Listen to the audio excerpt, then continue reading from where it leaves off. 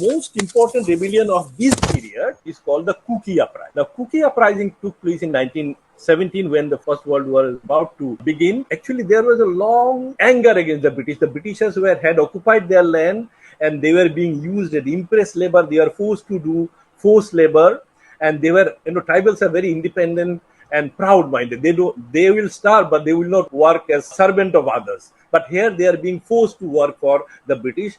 All this time they had objected, but now they are being forced in a large scale to fight another man's war, what is known as in their language white man's war. They are saying, why should we fight white man's war in Europe? We don't want to go. So the Kukis revolted. And Kuki revolt, though it is mentioned in Indian history, it is not given enough importance. I just want to say that according to the British record, the expenses to suppress the Kuki uprising was much more than the expenses of suppressing the 1857 rebellion. So that shows how important it is. How important. And it lasted almost for 3 years, from 1917 to 1920. Eventually, of course, they were suppressed and most of the Kuki chiefs were transported or hanged, and it was completely suppressed. So this is a very important uprising that need to be mentioned.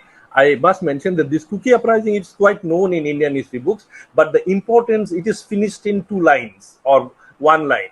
But it should be given much more space because according to the British themselves, it was much more important than the 1857 revolt themselves. The Britishers were very, very scared. The tribals, their idea was the tribals are very, very violent people. They don't believe in submitting memorandum and they believe in killing people, killing their oppressor. So therefore, if the tribals become violent again, it will be very difficult for the British to live in Northeast, especially proved by the Kuki uprising of 1970. So they did not allow the tribals to take part in any nationalist movement. Even if they had to go, suppose that Kuki or a Naga or a Lushaitev has gone from hills to Guwahati or Calcutta to study, he had to give a written undertaking that he will not take part in any Congress activity or any Congress. So he had to give an. So that is one way they had to stop the tribal uprising.